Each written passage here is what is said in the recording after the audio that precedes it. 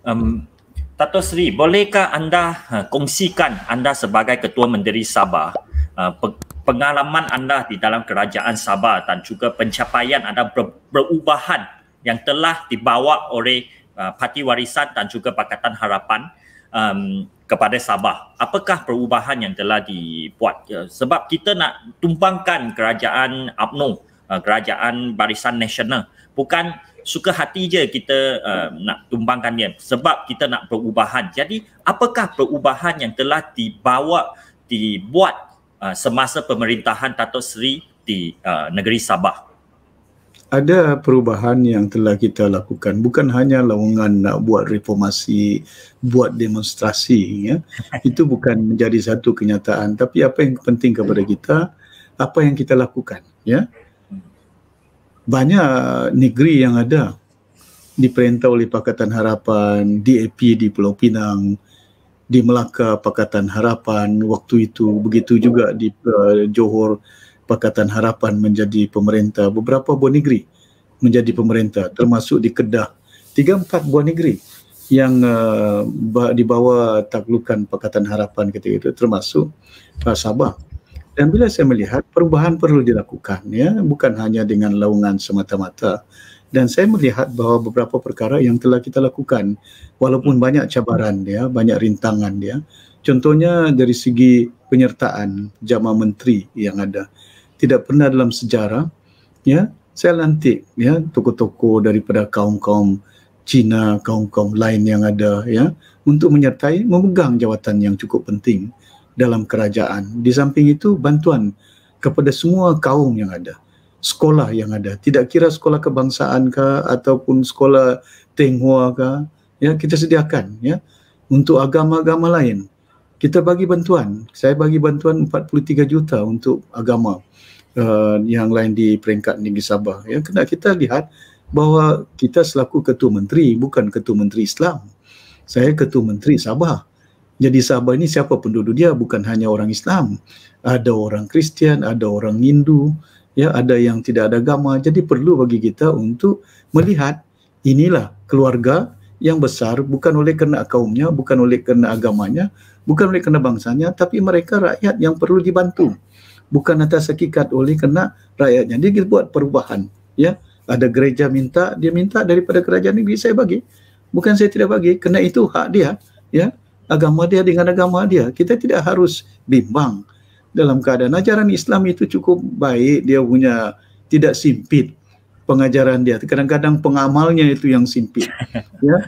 Kadang-kadang itu tidak boleh nak gunakan, contohlah nak minum apa ni, minum whisky,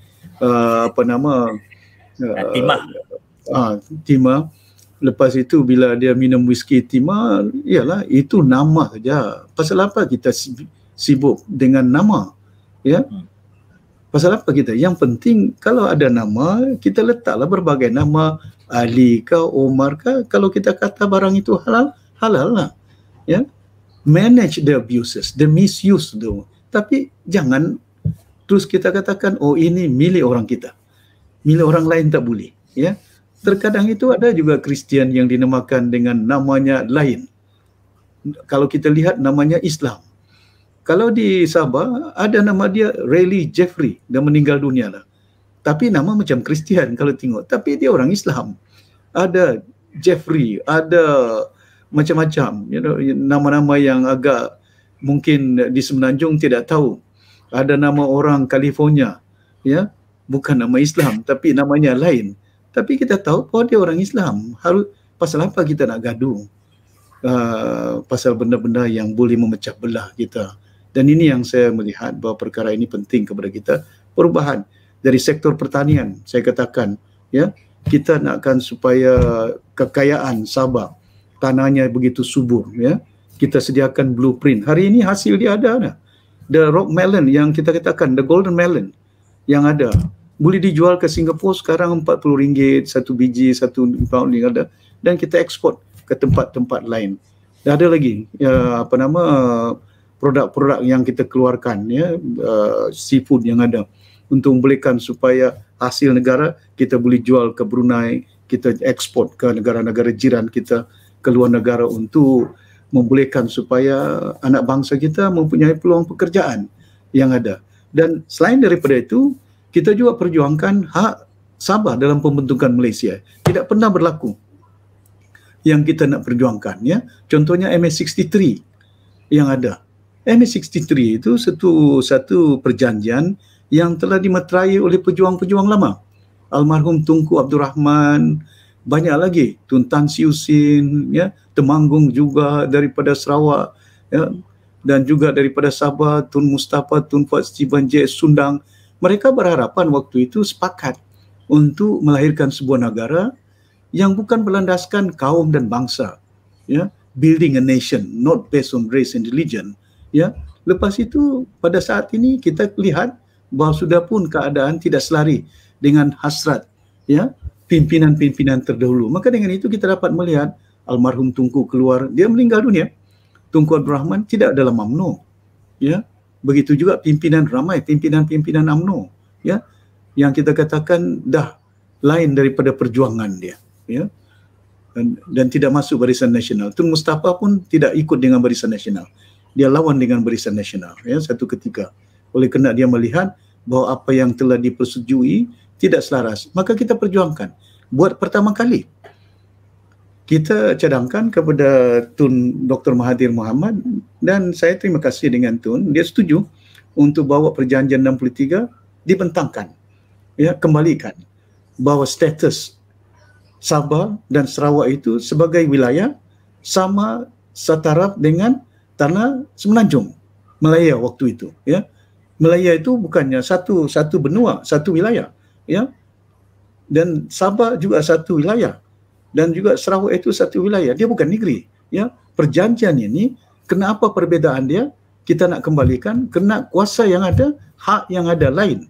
Contohnya dari segi tanah, contohnya dari segi immigration, tidak ada tempat negeri di Semenanjung yang mempunyai kuasa boleh menghalang orang lain masuk ke negeri Sabah, masuk ke Sarawak. Cuma kedua tempat ini mempunyai hak Ketua Menteri dia untuk menghalang mana-mana atas landasan, atas reason yang patut, ya, untuk mereka menyekat. Maknanya ada perbezaan dia. Ini kita perjuangkan daripada 21 perkara, kita persetujui 17 perkara yang telah pun diperakui. Contohnya bukan hanya dalam konteks undang-undang yang ada, bahkan juga dalam konteks ekonomi. Nak tangkap ikan, laut dalam, ya, terkadang itu ada penilaian dari Vietnam, ada nelayan daripada China. Tapi kita tidak tahu kapal siapa dia. Terkadang itu kita tak tahu siapa yang ada kapal. Kenapa? Kelusan daripada Kuala Lumpur. Bagilah kelusan kepada negeri Sabah untuk membolehkan mereka boleh memantau, mengetahui berapa deep sea fishing license yang telah pun dihasilkan. Kalaupun dia bagi license, kalaupun dia tangkap ikan dan lain-lain seafood yang ada, bila ekspor, bila dapat dijual, ada cukai dia. Cukai itu kerajaan persekutuan dapat, bukan kerajaan negeri saja dapat. Ini yang kita nak lihat supaya bagaimana menyuburkan kekayaan ini supaya dapat dikongsi bersama dalam negara Malaysia. Dan banyak lagi perkara kalau saya nak sebutkan perubahan yang kita lakukan, sekolah Cina yang ada EUC apa dia sertifikat yang kita iktiraf, kita merupakan Sabah yang pertama perubahan. Masa kita jadi kerajaan pun bila mana parlimen 18 tahun, we were first, ya, tempat yang telah meluluskan 18 tahun. Rang undang-undang di Sabah dah lulus dah. Dia boleh mengamalkan. Cuma itu yang kita pertama dari segi perubahan kita lakukan. Contoh hormat menghormati kaum yang lain. Kalaulah tahun baru Cina boleh ada 2 hari. Kalaulah di Pebali pun ada cuti dia. Masakan Kristian Christmas tidak boleh kita bagi 2 hari? Saya bagi 2 hari. Ya, perayaan Christmas, the only state in the country. Yang kita bagi bukan bermakna bahawa kita tidak menghormati agama kita. I'm still remain as a Muslim, ya. Ya, saya mengamalkan sebagai seorang Islam, tidak luntur akidah saya, tapi dalam pada itu rakyat nakkan untuk membolehkan supaya juga mereka, ya, agama mereka, bangsa mereka dapat diraikan bersama oleh mereka di situ. Itulah sebahagian daripada tanggungjawab pemerintahan yang ada, ya. Jadi ini contoh yang kita nakkan supaya perkongsian pemerintahan negara ini bukan hanya kita katakan nak hormat budaya, nak hormat ini, tapi perkongsiannya perlu kita realisasikan, ya. Waktu dahulu perubahan yang ada di peringkat negeri Sabah tidak pernah berlaku, ya. Kita cuma dapat 5%, saya tuntut 20% tidak dapat, dan saya letak, ya, 5% tax on oil yang ada, ya, on top of royalty 5%. Jadi sekarang Sabah mendapat hasil lebih kurang sebilion lebih, mungkin 2 bilion macam tu, daripada cukai 5%, ya. Bukan hanya royalty, daripada untuk kita katakan bahawa minyak yang ada di peringkat negeri ini bukanlah semata-mata kita tidak mau kongsi di negara kita, kita kongsi. Tapi takkanlah daripada tahun 1974 perkongsian ini 95% bagi dengan federal, 5% bagi dengan Sabah Sarawak. Ubahlah, ya. Kena kita tahu tempat ini, Sabah dan Sarawak, merupakan tempat yang begitu besar, bigger than Semenanjung Malaysia, ya. Penduduk dia bukan juga kurang, ya. Sabah hampir 4 juta, Sarawak begitu juga. Keadaan dia begitu daif, dia perlukan kewangan untuk memulihkan, bukan hanya dari segi prasarana kehidupan, industri yang boleh memberi peluang pekerjaan kepada rakyat Malaysia yang berada di peringkat. Sekarang ini kita dapat melihat rakyat Malaysia datang daripada Sabah dan Sarawak, ada yang terpaksa berhijrah di Semenanjung, kerja di Penang, kerja di Selangor, kerja di Johor, kerja di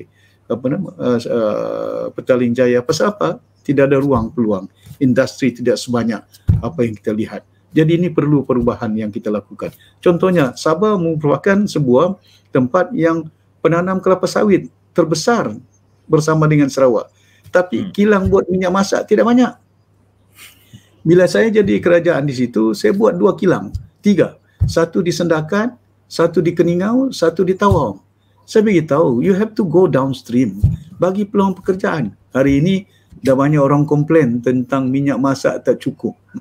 Harga dia tinggi, smuggling is there. Walhal kita sebuah negara yang mengeluarkan kelapa sawit terbesar. Kenapa pula minyak masak tidak cukup? Kenapa pula harganya tidak murah sangat? You know, the resources, raw material come from us. Jadi ini yang saya nak lihat, supaya food security juga penting kepada kita. Saya galakkan, ya, anak-anak belia di Ranau contohnya. Ada 3, saya ingat 30-20 orang belia-belia graduan. Saya libatkan dalam sektor pertanian, ya. Dan saya libatkan, lepas itu hari ini waktu kita jadi kerajaan, mereka mempunyai peluang pekerjaan 3,000-4,000 sebulan. Daripada yang menganggur, but get them involved dalam pertanian, ya, tanam sayur, dan kita gunakan kadang-kadang benihnya daripada Netherlands, very good. Chili, ya, Palladius finger, banyak lagi, ya, terung, ya. Yang sayur-sayur mempunyai bukan hanya harganya, pasarannya. Di samping itu, saya juga telah cadangkan dengan contohnya dalam keadaan ekonomi yang begitu mencabar, kalau nak naik kapal laut mengambil masa. Dan saya beritahu dengan Tan Sri Tony Fernandes, ya, saya boleh beritahu, pasal dia juga minta bantuan, pinjam duit daripada kita, dan saya beritahu, saya bagi pinjam, ya, 300 juta, tapi ada security dia kapal. Dan lepas itu saya maklumkan, convert your aircraft to become cargo carrier, dan bawa barangan-barangan, makanan, jual di Hong Kong, jual di Singapura, jual di tempat-tempat lain, bawa seafood ataupun vegetable, hasil keluaran kita, untuk diekspor ke luar negara. Kalau naik kapal mungkin berbulan, berminggu. Kalau naik kapal terbang ke Singapura cuma 2 jam. Kalau ke Hong Kong sejam lebih. Kalau ke Brunei tidak sampai berapa minit saja, setengah jam saja, ya. Jadi maknanya dalam dunia perniagaan kita boleh katakan the turnover is faster kalau kita gunakan kapal terbang yang cepat untuk mengantar makanan-makanan ini diekspor ke luar negara. So where are the kita katakan that's how you monetize. Itu yang kita katakan boleh memperkayakan rakyat di peringkat akar umbi. Terkadang itu saya dapati ada kubis dari Seranau, bila musim perayaan kubis buang saja, pergi parit, tak ada membelinya, kena tidak ada pasaran, dan very fragile, perishable goods, senang rosak. Jadi tak ada refrigeration di situ. Dan saya ada rancangan, the blueprint tebal untuk membolehkan sektor pertanian di Sabah itu dapat kita jalankan. Di samping itu, saya juga bagi grant tanah, ya. Di Keningau saya bagi 2,000 lebih grant tanah. Di Tambunan, ya, 400 grant tanah.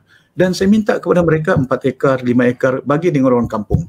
Lepas itu saya galakkan orang kampung, bagi bantuan, saya minta dengan Menteri Pertanian Jun Wong, ya, lepas itu bantu mereka dengan benih, dengan baja, dan make sure you buy from them. Beli hasil mereka, mananya kita ada central purchasing area, central dia. Kita ada sediakan untuk mendapat perolehan. Kita tak mau orang kampung dan luar bandar, petani-petani yang ada tanam sayur, tanam buah-buah, tapi tidak ada pasaran dia. Ya, but they have to mark up to the quality yang ada. Ya, kerana bila kita buat packaging, bila buat kita quality, saya beritahu quality control keadaan. Ya, sekarang ini ada, kita nampak kita kerjasama dengan salah seorang peniaga iaitu Datuk Yap di Keningau, seorang jutawan, seorang usahawan, dan dia saya lantik menjadi penasihat pertanian saya di peringkat Sabah, dan beliau selalu menasihatkan. Dia tanam nenas cukup manis, dia tanam pemelo, kalah lagi Tambun di Perak, dia punya pemelo dia. Jadi ini merupakan satu usaha yang telah kita lakukan untuk membolehkan. Di samping itu, selain daripada sayur, saya juga telah mengenal pasti beberapa kawasan pantai timur contohnya, ya, untuk kita bagi lot-lot tanah yang ada kepada belia-belia yang ada. Itu rancangan, tapi malangnya tak sempat. Saya nak bagi satu lot berapa ekar untuk belia-belia graduan datang dari kampung itu, dan kita bantuan finance. Saya letak duit itu di Sabah Kredit untuk buat pinjaman, membolehkan supaya anak-anak muda bila mereka tidak ada kerja di tempat-tempat lain, mereka boleh pelihara ikan. Dan pelihara ikan tu di tebing-tebing pantai yang tak digunakan, yang lot boleh subur untuk ternak ikan, ya. Kena di kawasan saya contohnya dia ada ternak mutiara, dia ada ternak ikan di situ. Jadi menjadi satu rancangan yang saya katakan, kalau mereka sampai laut dalam mungkin ada pirate di situ, keselamatan tidak terjamin. Tapi kalau di tebing-tebing, tempat yang kita katakan laut yang berhampiran, tidak jauh, mudah, selamat, dan kita boleh galakkan anak-anak muda kita berkecimpung dalam industri food, ya, security yang ada. Jadi ini merupakan satu jaminan yang saya melihat bahawa the country can go forward untuk maju ke depan. Kalau kita ekspor dan gunakan kapal terbang, dia tidak perlu kuarantin. Ikan yang kita ekspor, sayur yang kita jual, buah-buah yang kita ekspor, tak perlu di kuarantin. Bila sampai di Hong Kong, sampai Singapura, takkanlah pula sayur dan ikan itu di kuarantin bila sampai di Singapura. Jadi this is where it is important for us to look into the future of how to making Malaysia very competitive. Negara yang boleh bersaing, bukan hanya di rantau, di pentas dunia. Udang kita ekspor ke luar negara. Hari ini udang dari Sabah, dari Tawau, diproses, dijual sampai ke Pulau Pinang, dibungkus. Udang itu bukan dari Pulau Pinang tu. Udang dari di Pulau Pinang dia bungkus baik-baik, lepas itu dia ekspor ke France, dia ekspor ke Eropah. Saya tahu, pasal saya pernah melawat satu kilang proses di France, Southern France. Lepas itu saya tanya, where do you get it? From Malaysia. Saya tengok dia punya produk, where is it? From Penang. Jadi saya tanya, daripada mana Penang? No, it's from Sabah. Tapi packaging was done in Penang. From Penang. Setuju dengan Dato' Sri. Together we build a nation. I still remember what the slogan of Parti Warisan. Together we build a nation. Tetapi kerajaan yang membawa perubahan ini telah tumbang tidak lama selepas Serata Move. Jadi dengan ini kita masuk bab yang lebih excited dan kontroversi, iaitu langkah Sheraton dan juga kekalahan dalam pilihan raya negeri Sabah, iaitu bab ketiga pada malam ini. Soalan pertama untuk bab ini, langkah Sheraton telah menyebabkan kerajaan Persekutuan Pakatan Harapan tumbang, di mana Warisan juga merupakan salah satu ahli kepada kerajaan tersebut. Terdapat menteri-menteri daripada Parti Warisan. Tetapi amat dihairankan dan buat orang ramai terkejut, iaitu Dato' Sri telah bersama pemimpin-pemimpin 5 parti yang lain, iaitu Parti Bersatu Tan Sri Muhyiddin Yassin, Parti UMNO Zahid PAS Hadi Awang, PKR Dato' Sri Azmin Ali dan GPS Abang Johari untuk menghadap Yang di-Pertuan Agong pada 23 hari bulan Februari 2020. Jadi kenapa Dato' Sri telah mengambil bahagian dalam langkah Sheraton ini pada masa itu? dan dilihat bekerjasama dengan puak-puak yang saya tak tahu macam mana nak describe puak-puak inilah. Tapi dilihat Datuk Seri telah bekerjasama dengan mereka dan menumbangkan Kerajaan Pakatan Harapan. Boleh itu sebenarnya tidak betul. Saya tidak pernah ikut Sheraton Pakatan itu, tidak ada. Ya, sebenarnya apa yang berlaku waktu itu, saya di Sabah. Ya. Waktu itu saya selaku Ketua Menteri. Tapi bila mana keadaan berlaku, dinyatakan bahawa berlaku rebutan jawatan di antara Tun Mahathir dengan Anwar Ibrahim. Yes. Jadi bila berlaku rebutan jawatan di antara Anwar Ibrahim dengan Mahathir, Anwar Ibrahim threaten bahawa Tun Mahathir kena letak jawatan. Ya, Tun Mahathir cakap tunggu sampai Apex, tak boleh tunggu. November. So Anwar Ibrahim dengan DAP dengan Amanah pull out. Bayangkan dia pull out waktu itu ada 80. Dan bila berlaku 80, lepas itu Tun Mahathir menyatakan dia nak form unity government bersekali dan semua masuk balik. Ya, unity government. Tun Mahathir waktu itu kita ada perjumpaan di rumah dia, di kediaman dia. Mula perjumpaan phase 1 was DAP PKR Amanah dengan Tun Mahathir sanggup menyatakan bahawa kita membentuk sebuah kerajaan unity di bawah Tun Mahathir. Setelah ada desakan-desakan. Tapi lepas itu phase 1 was PKR, DAP, Amanah. Then phase 2 I was there. Ya. Sarawak was there, called by Tun Mahathir macam mana unity. Tun Mahathir nakkan cadangkan supaya jangan ada sokongan daripada parti in bloc. Dia tak boleh terima UMNO secara total bloc. Dia tak boleh terima tokoh-tokoh lain dalam satu blok. Dia nakkan supaya berdasarkan dengan YB saja. That was the first stage unity dia. Tapi lepas itu bila dia tidak berlaku, ya, lepas itu kita dinyatakan bahawa they wanted to pull out back, ya, yang Anwar Ibrahim pula dengan kumpulan Pakatan Harapan untuk tarik. Maka dengan itu bila dia tarik, terpaksalah Tun Mahathir letak jawatan. Kamu ingat? Dia letak jawatan pasal dia tahu dia hilang dia punya mandat. He doesn't have the mandat. Bukan dia letak jawatan oleh kerana dia mau letak jawatan, tidak.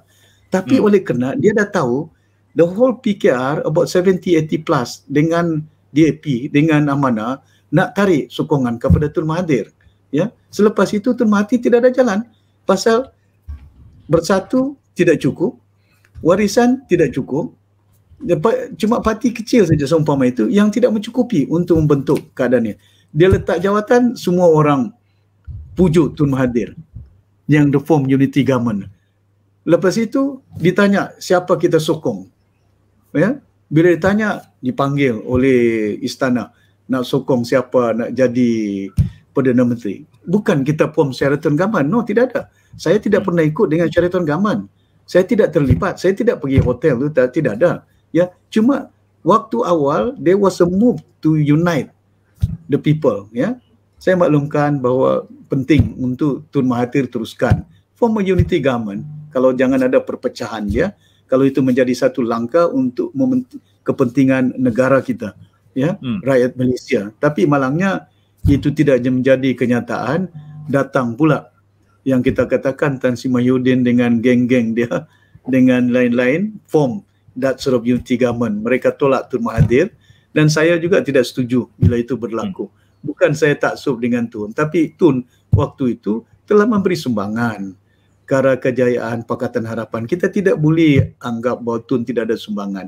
We were able to topple UMNO and BN. Orang khususnya orang Melayu boleh berubah di peringkat negara Tanah Semenanjung oleh kerana ada sumbangan Tun Mahathir. Itu tak boleh dinafikan, ya. Bukan semudah itu, ya. UMNO bukan mudah ditumbangkan. PAS bukan boleh ditumbangkan. Anwar Ibrahim dah cuba berpuluh kali. Takkan pula Mahyudin boleh tumbangkan semua parti itu, tidak. Tapi sekurang-kurangnya waktu itu rakyat melihat bahawa Tun Mahathir sebagai seorang tokoh telah boleh mengemudikan. Maka dengan itu kita sepakat dia menjadi Perdana Menteri. di peringkat negara kita bila mana Pakatan Harapan memerintah negara ini. Tapi oleh kerana sebabnya itu ialah pergeseran di antara tokoh-tokoh dalam Pakatan Harapan, maka jatuhlah ya pemerintahan itu di antara penyebab. Kita tidak boleh salahkan, dan UMNO ambil kesempatan dalam pada itu, ya. Itu yang berlaku Sheraton Move, ya. Ya, tapi amat kejutkan penjelasan Dato' Seri tadi, kata tidak pernah menghadap Agong, Yang di-Pertuan Agong pada masa itu. Sebab kalau tengok baca balik berita-berita pada masa itu, sehingga hari ini Wikipedia pun kata not Sheraton Move. That is not Sheraton Move. Dia tanya kita berbagai kaedah. Banyak kali kita berjumpa dengan Agong, bukan untuk apa, ada unity government was there. Dia tanya satu-satu orang, dia tanya kita dalam kumpulan bagaimana keadaan dia. No, itu di antara langkah, termasuk Tun Mahathir. Takkan Tun Mahathir ikut dengan Sheraton Move. Dia nak dijatuhkan pula, dia ikut dengan saya. Takkanlah saya ikut dengan situ. Tidak, sebenarnya itu salah tanggapan. Saya tidak pernah ikut pun, ya, sama ada di Hotel Sheraton ke, cuma waktu itu nak having unity government supaya kita katakan kekalkan pemerintahan Pakatan Harapan. Mungkin UMNO nak bantu, PAS nak bantu, let it be, ya. If that is the move for the country, why not, ya. Ya, saya tengah buat Google search, tengok Dato' Seri, 6 pemimpin parti menghadap Agong.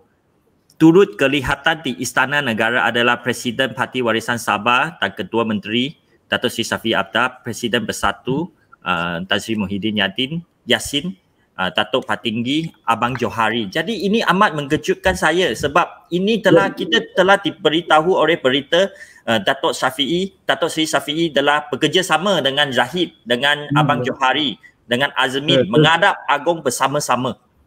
That is not the Sheraton Move. That is not Sheraton Move. That is trying to form the unity government yang ada. Ya, masa faham. Itu ya, bukannya itu lain. Ya, saya ingat lain. Pemilihan parti pun satu. Pemilihan Tun Mahathir dengan Anwar, kita datang ke istana untuk ditanya oleh Agong siapa dia sokong, keabsahan dia. Lepas itu peringkat Tun Mahathir dengan Mahyudin, kita juga pergi istana. Ya, bukan pasal Sheraton Move saya pergi, tak ada. That is not true. Saya tidak pernah ikut dengan Sheraton Move. No. Terima kasih Dato' Seri untuk bagi penjelasan ini. Saya rasa ramai orang kita tahu tentang perkara ini. We were there in Mahathir's house first. Lepas jumpa dengan Tun Mahathir, nakkan supaya unity government, tapi Tun Mahathir dia nakkan supaya he doesn't want penyertaan in block. Ya, kena ada keabsahan dia supaya ianya MP, ya, daripada semua pihak yang ada. Ya, jadi soalan hampir 200 orang menyokong Mahathir. Hampir 200 orang. There was one stage and that was one was the reason why, ya, kita nak realisasikan penyertaan unity movement, ya. Cuma Tun minta saja selepas APEC, tapi malangnya keadaan itu tak menjadi kenyataan. Mungkin anggapan dan keadaan itu mungkin ditafsirkan bahawa Tun mungkin tak akan tunai janji. Ada orang beranggapan dia itulah. Jadi maka dengan itu mereka berlakulah pergeseran. Ya. Jadi soalan seterusnya, kenapa Dato' Seri tak mau join, tak mau ikut Tan Sri Muhyiddin Yassin? Saya rasa kalau Dato' Sri Shafie mengikut mereka, Dato' Seri boleh dapat jawatan Timbalan Perdana Menteri. Itu memang nyata. Kenapa Dato' Seri tak mau join? Tan Sri Muhyiddin Yassin pun kawan baik dengan Dato' Sri Shafie. Ya. Dia ada hubungan saya. Dia minta supaya saya bersama dengan dia. Saya beritahu no. I said no. Because saya nyatakan bahawa keadaan itu tidak seharusnya berlaku. Kena mandat rakyat. Mandat rakyat yang ada dalam pilihan raya ke-14 ialah mengubah keadaan. Dan ada di antara rakyat negara Malaysia yang berada di Australia, yang berada di Amerika Syarikat, yang berada di United Kingdom, yang berada di Hong Kong, yang berada di China, kerja di Singapura, mereka balik belanja duit, beli tiket untuk undi. Mereka berhujan, berpanas, tunggu bila mengundi, lepas itu balik. Ya, dengan harapan akan ada perubahan. Perubahan berlaku. kita tumbangkan Barisan Nasional. Bila kalah Barisan Nasional, selepas itu kita nyatakan bahawa nak serahkan pula dengan parti yang kita tumbangkan, UMNO dan PAS. Takkan masuk dalam segi perjuangan. No, it's not the good right values. That is why the reason why I don't want to join. It's not because of the position, ya. Kalau saya masuk dengan perjuangan itu, apa yang berlaku kepada Mahyudin setelah dia bagi jawatan kepada UMNO, setelah dia bagi bantuan kepada UMNO, dia pun hilang jawatan dia. Mungkin kalau saya ikut dengan dia, bukan saja Perdana Menteri hilang, timbalan Perdana Menteri, menteri-menteri lain pun boleh hilang. Jadi apa akibatnya? Parti saya akan jadi masalah. Orang cakap, oh, look at him. He's so obsessed to become somebody and he sell his party for his own benefit. Rakyat Sabah akan memberontak. It is not the right way. I struggle to make sure that the country is on the right path. Maka dengan itu saya tolak. Bukan oleh kena saya keras kepala, kadang-kadang ada orang cakap, kenapalah tidak bekerjasama. Bukan tidak boleh, tapi mandat rakyat. Ya, ini mandat pilihan raya ke-14. Mandat pilihan raya ke-15 lain cerita. Ya, kita katakan kalau rakyat pilih mana-mana parti, lain cerita dalam keadaan dia. Itu dah berubah. Ya, tapi kita tidak boleh katakan bahawa apa yang diasyaratkan oleh rakyat pangkal kita. Ya, bayangkan waktu itu saya bertanding atas tiket warisan. Ya, lepas itu di Semenanjung mereka tanya dengan saya, Tun Mahathir tidak ada parti. Ya, apa landasan? Saya maklumkan, saya bagi pandangan. Saya beritahu kalau gunakan parti landasan yang DAP ataupun Amanah tak sekuat itu. Yang lain gunakan waktu itu lambang PKR. Ya, kena kemungkinan saya bimbang Tun Mahathir kalau guna lambang roket mungkin orang Melayu akan sedikit sebanyak. Ya, tidak akan memberi sokongan.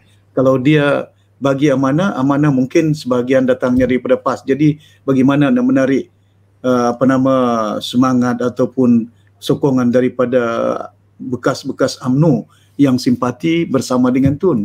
Ya, kita bagi pandangan gunakan parti PKR lambang dia. Waktu itulah, ya. Ya, jadi tidak lama selepas langkah Sheraton, Kerajaan Sabah juga telah tumbang di mana mantan Ketua Menteri UMNO, Tan Sri Musa Aman telah berjaya menarik sokongan beberapa katak.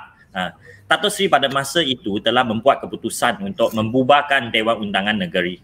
Keputusan ini saya sokong dan dilihat pada masa itu adalah tepat sekali. Kita tak boleh bagi orang rampas mandat rakyat begitu sahaja. Tetapi kalau kita lihat balik sekarang keputusan itu, ia menjadi tidak begitu bermakna kerana Warisan Plus telah kalah dalam PRN Sabah yang selepas itu. Jadi adakah Dato' Sri merasa menyesal tentang keputusan tersebut dan apakah alasan kekalahan tersebut pada pilihan raya negeri Sabah itu? Kita tidak ramai parti warisan akan kalah, tetapi in reality ia kalah. Apakah alasannya?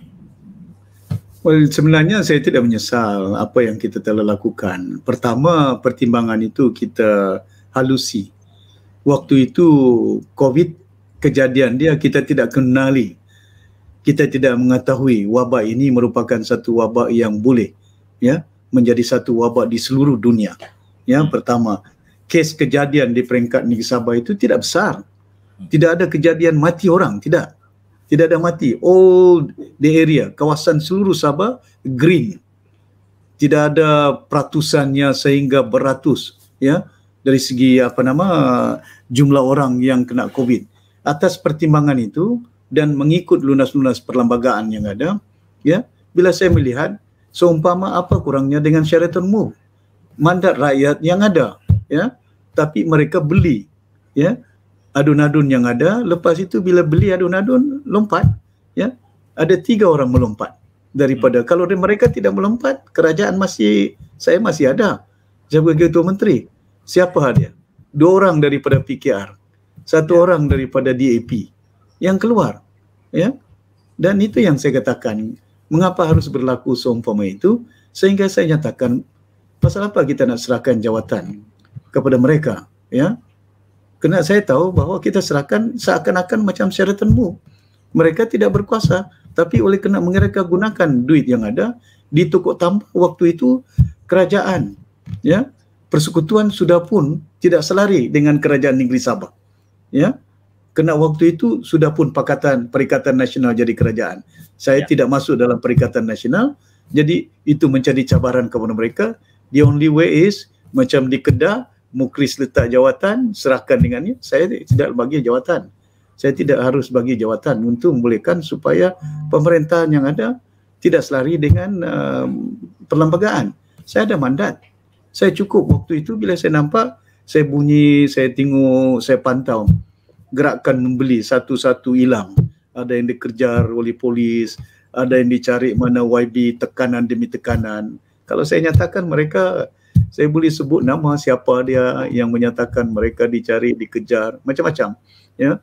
Tapi dalam pada itu saya kesal keadaan apa yang berlaku sehingga tekanan mereka ini terpaksa, ya, berhijrah kepada walaupun waktu itu tidak cukup, tapi mengikut undang-undang, saya bila saya tanda tangan bubar dewan, serahkan dengan ni, mencukupi untuk TYT memperlakukan supaya pilihan raya dapat diadakan. Kalau boleh dikekalkan waktu itu, kita tidak gunakan keadaan darurat di peringkat negeri, ya. Kena waktu itu kita tidak mempunyai kuasa untuk declare, ya, darurat di Sabah, ya. Yang ada darurat cuma kerajaan persekutuan, tapi kerajaan persekutuan bukan kita, ya. Jadi takkanlah pula negeri nak minta dengan agung directly without the proper channel untuk darurat di peringkat negeri Sabah. Kena dia membabitkan pihak keselamatan, angkatan tentera, pihak polis dan agensi-agensi lain, ya. Tidak semudah itu. Maka setelah kita pertimbangkan, maka penting bagi kita untuk membubarkan dewan. Saya tidak nak serahkan, ya, mandat rakyat kepada orang yang membeli YB. That is not democratic process yang ada. Let the people decide. Saya not obsessed to become the chief minister. Saya tak obsessed nak menjadi Perdana Menteri, tidak, ya. Saya masih senyum, saya masih gembira walaupun saya bukan ketua menteri. It doesn't mean that if I lost the chief minister, saya akan susah hati, tidak ada. No. I just want, saya nakkan berhikmat untuk rakyat. Kalau rakyat di Sabah nakkan perkhidmatan saya tak nak paksa mereka. Kalau mereka nak undi saya jadi ketua menteri, ya, alhamdulillah. Kalau mereka katakan ada pilihan lain, terserah. Tidak ada paksaan, tidak ada beli-membeli, ya. Jadi Dato' Seri, apakah sebab-sebab yang menyebabkan kekalahan pilihan raya negeri Sabah itu? Sebab ramai orang rasa Parti Warisan akan menang besar sebab mereka telah rampas, memberi katak untuk mendapat kuasa. Tapi realitinya Warisan Plus telah kalah tipis. Jadi apakah sebab-sebab kekalahan tersebut dan adakah sebab-sebab ini telah ditangani, diatasi oleh Parti Warisan supaya pada pilihan raya yang akan datang ini boleh menang? Adakah Parti Warisan confidence boleh menang pada pilihan raya yang akan datang? Ya.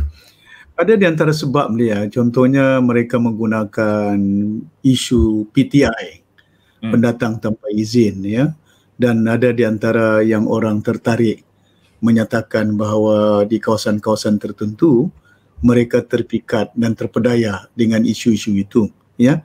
Ada di antara mereka, bukan saya tidak nafikan. Tapi di samping itu juga pengagihan kursi-kursi yang ada, ya. Sebahagian besar komponen yang saya bagi ialah APCO, ya. Ya, kena bila saya melihat APCO juga rakan kongsi kita, dan saya melihat mereka mewakili suku kaum KDM yang ada, ya.